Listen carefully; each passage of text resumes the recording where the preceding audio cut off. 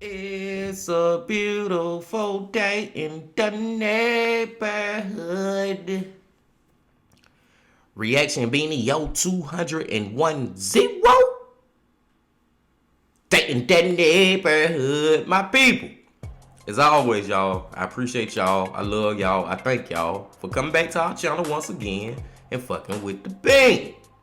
Now, I just dropped Let Me Talk to You episode 2 a couple of hours ago, y'all, where I told a crazy story about what happened to me and could have happened to my family way back in 1996 when I was just 5 years old, y'all. So if y'all ain't watched that video yet, please go check it out when you get a chance. I digress. It's Sunday, and y'all know who we go to on Sundays. He just dropped this bit probably like 3 minutes ago. I was waiting on him to drop this motherfucker. I ain't gonna lie. I was literally counting down the minutes. And y'all know who I'm talking about. The man, the myth, the legend, MrBallen. MrBallen Sundays, y'all. In the title of the video, From the Forest Came Death. I don't know what the hell that happened in this forest, but I know it's plenty of stories MrBallen had told about people in the forest who got lost and was never found, who got killed, crazy shit chasing them, paranormal activities. Like, I done heard a lot of stories from MrBallen in the forest, man, and they will never get old, and I'm pretty sure this one gonna be right up there with all the other ones, you know what I'm saying? I'm excited about people. Like I said, I was counting down the minutes waiting to get into this, and we about to do it. But before we do it, my brothers and sisters, you know what y'all got to do. Get whatever you may need. Get what you need. We back to MrBallen. Y'all got what y'all need. Y'all ready to go? And let's fucking go. If there is one war story that everybody needs to hear at least once, it is the crazy story of how this small group of Russian soldiers during World War I defended Auschwitz Fortress in Poland. It is both absolutely horrific and utterly inspiring, and I guarantee you it's nothing like any other war story you've ever heard. But before we get into that story, if you're a fan of the strange, dark, and mysterious delivered in story format, then you've come to the right place, because that's all we do, and we upload once a week. So, if that's of interest to you, please sneak into the like button's house, take all their fresh eggs out of the fridge, hard boil them, and then put them back. Also, please subscribe to our channel and turn on all notifications so you don't miss any of our weekly uploads. Okay, let's get into today's story.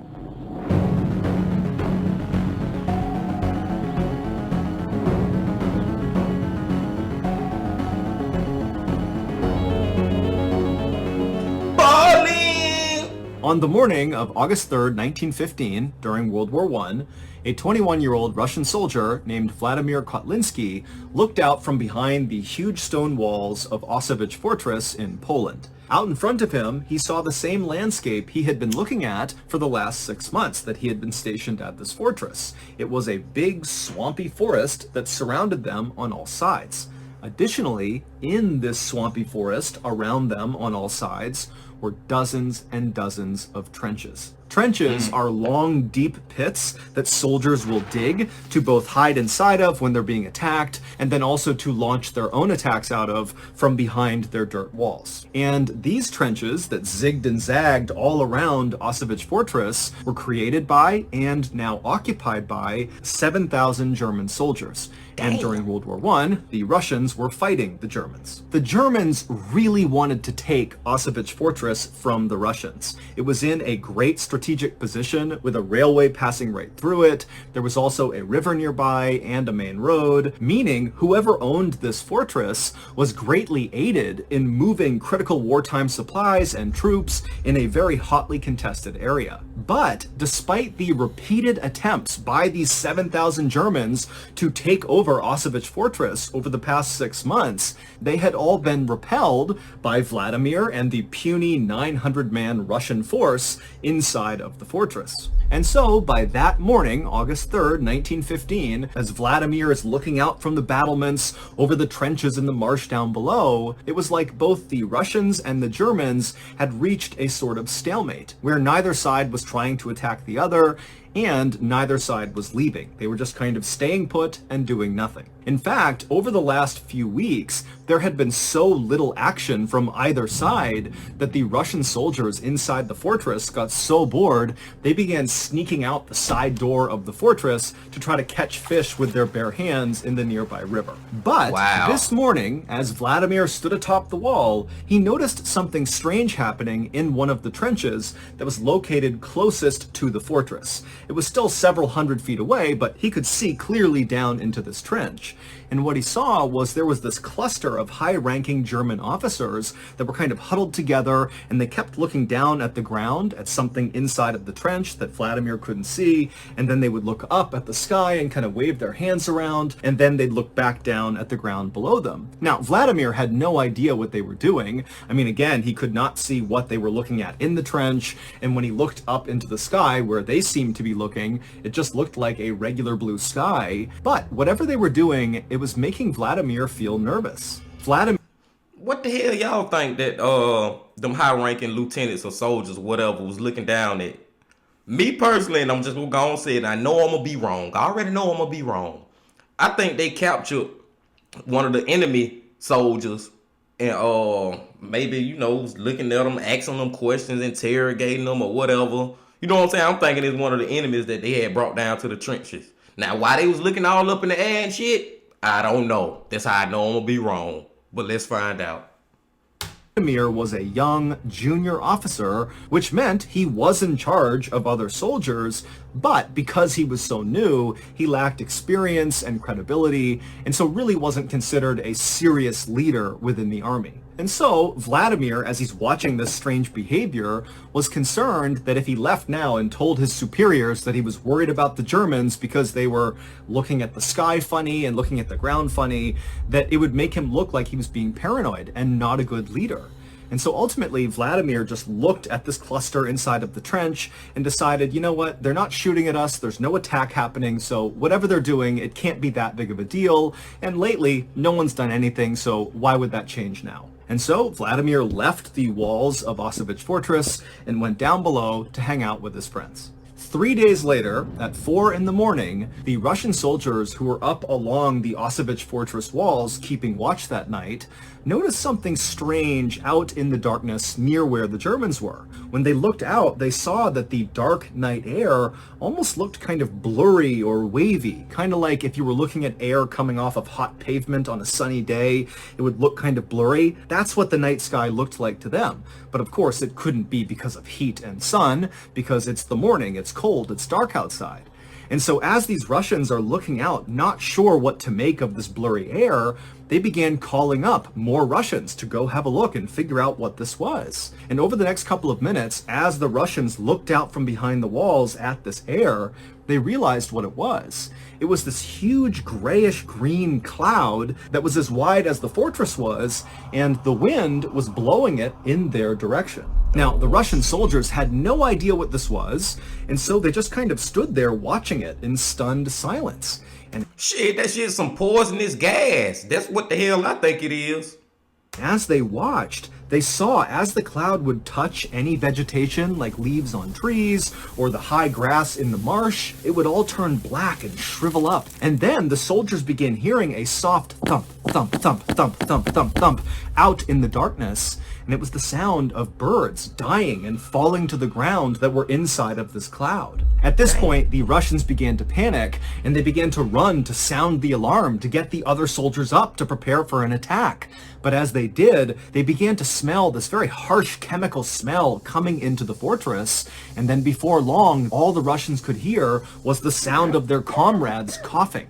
It would turn out that strange behavior that Vladimir saw 3 days earlier of the German officers huddled together looking at the sky and then looking down at the ground and then back at the sky again, what they were doing was preparing for a chemical attack on Auschwitz Fortress. On the ground, out of sight of Vladimir, were canisters containing the poisonous gas, and when the officers would look up and put their hands up, they were gauging if the wind was strong enough and in the right direction to launch the attack. Now, 3 days ago, the wind had not been in their favor, but this morning at 4 a.m. on August 6th, 1915, the wind had been in their favor, and they had released the gas. And this gas was quite possibly the worst gas you could ever come up against on the battlefield. It was a combination of chlorine gas and bromine gas. On their own, chlorine and bromine are very toxic and can kill you. But when you mix those two gases, it becomes exponentially more dangerous. The gas mixture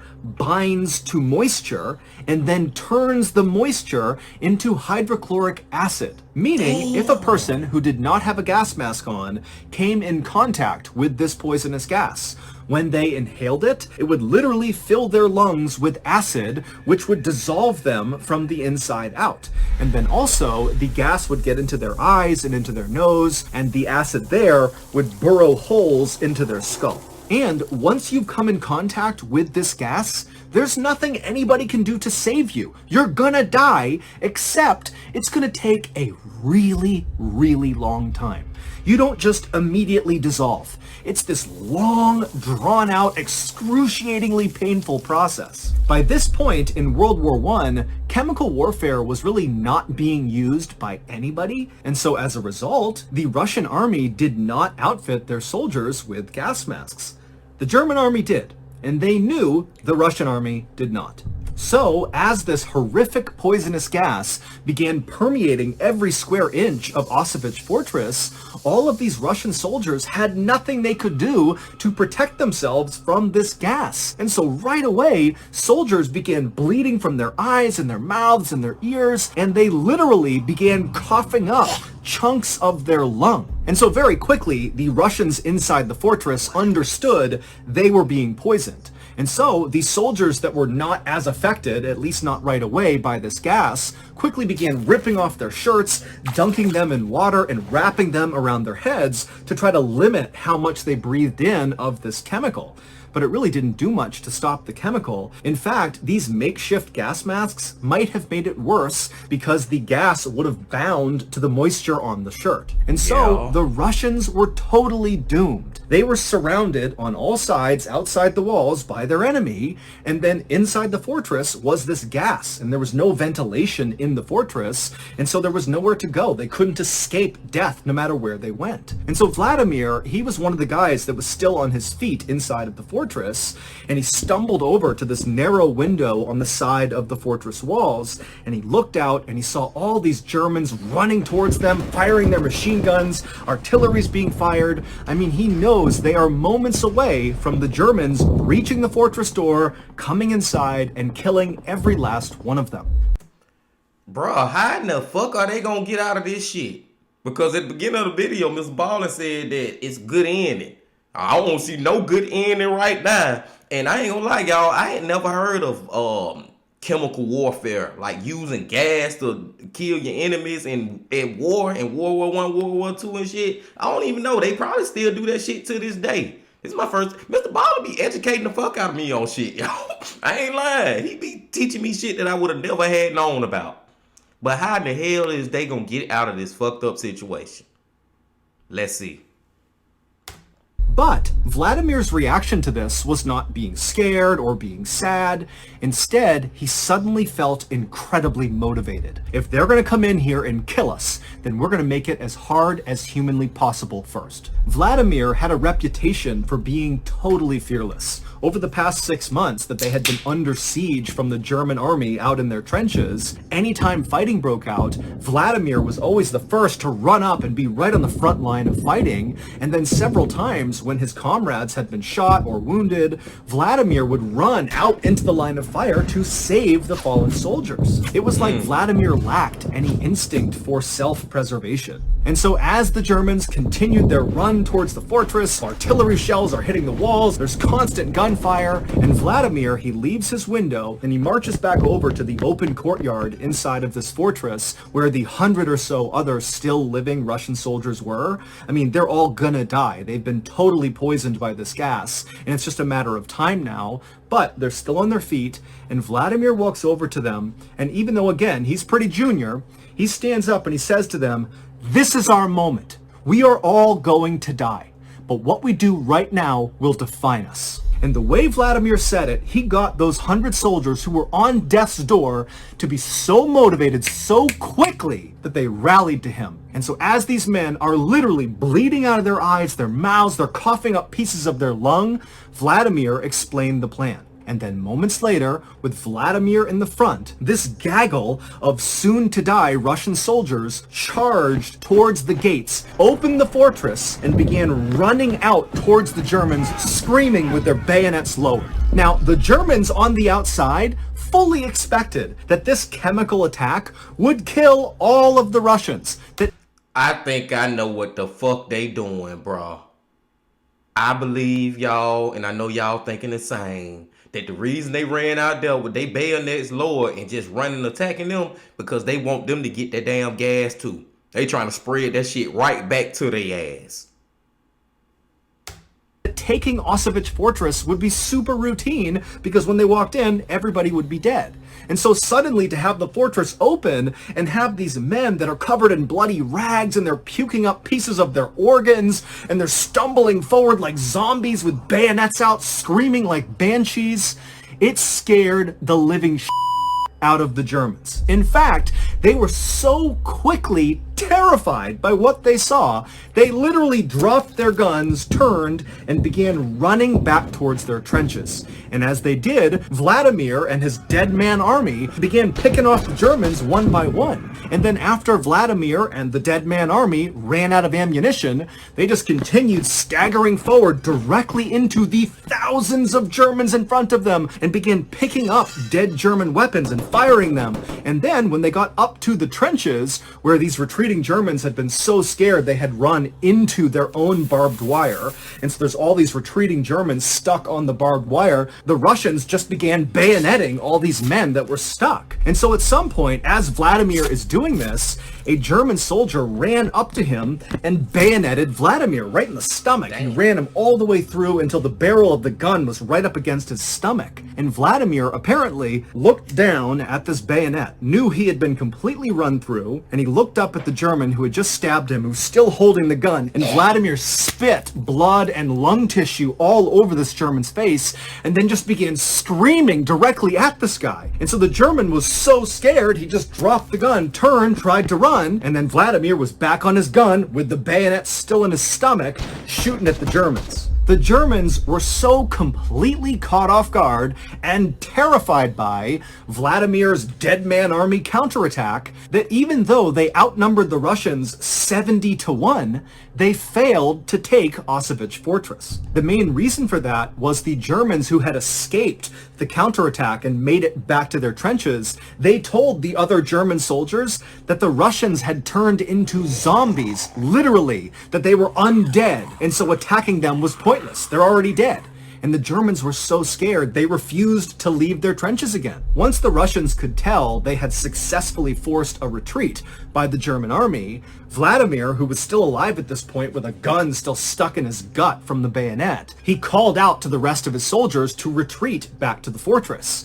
And so this handful of Russian soldiers who were about to die, they hobbled their way back inside of their fortress, and then Vladimir gave his final command. Destroy the fortress. If we can't have it, nobody can.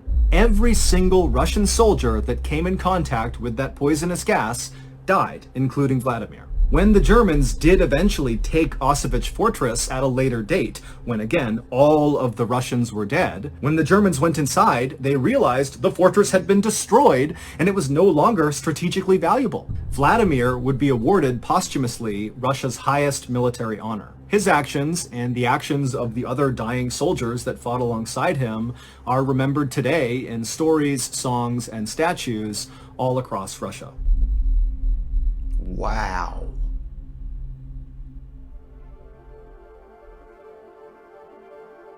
$250,000. Wow. First thing I gotta say is I was wrong, because I thought when they first opened the gates and started attacking the Germans, walking with their bayonets, about to down their last leg, I'm thinking they going to try to spread the damn gas back to them. And maybe that don't work biologically, chemically, whatever the fuck the word is. Maybe they couldn't have done that. But I can imagine them Germans being scared as fuck of these dudes who they thought was already gonna be dead from the gas, coming walking towards them looking like the Walking Dead. You know what I'm saying? So I can see them being scared of them. But at the same time, this way back in the day, but I'm just thinking about it from the German standpoint, y'all still like outnumbering these undead soldiers walking towards y'all by a lot. I just feel like, man, somebody just said, fuck that shit, and just start shooting. Then all the Germans would start shooting. They would have killed Vladimir and shit. Vladimir, his army, or his little Russian that was alive, but was damn near dead. For real. It's crazy that they scared them to the point of retreat. That's crazy, bro. And then shouts out to Vladimir, man, because dude, he orchestrated the whole attack, and then when he got back to the damn fortress, he said, you know what, if we can't have it, they ain't gonna have it either. So in his death, he prevailed as far as that. All of them prevailed, man. But like I said earlier, y'all, I never heard of no damn chemical attacks. I never heard of that. MrBallen just goddamn educated me once again. This story was crazy as fuck, bro. Hey, them dudes, man, rest in peace to them, man, because golly, bro, to do that, and you literally, like, you ain't on your deathbed, you on your death feet, like, you dying, but you still in the process of trying to just, get as much revenge as you can because of what happened to you. That was a valiant effort, man. That was a valiant effort. MrBallen does it again, my brothers and sisters. Whew. I'm gonna let y'all go, man. Just make sure y'all hit that like button, comment, subscribe, and come on back again tomorrow when I see y'all. But before I see y'all tomorrow, my brothers and sisters, you know what you got to do. Have love, peace, and happiness. Stay safe. Don't stop. Keep going. Yeah.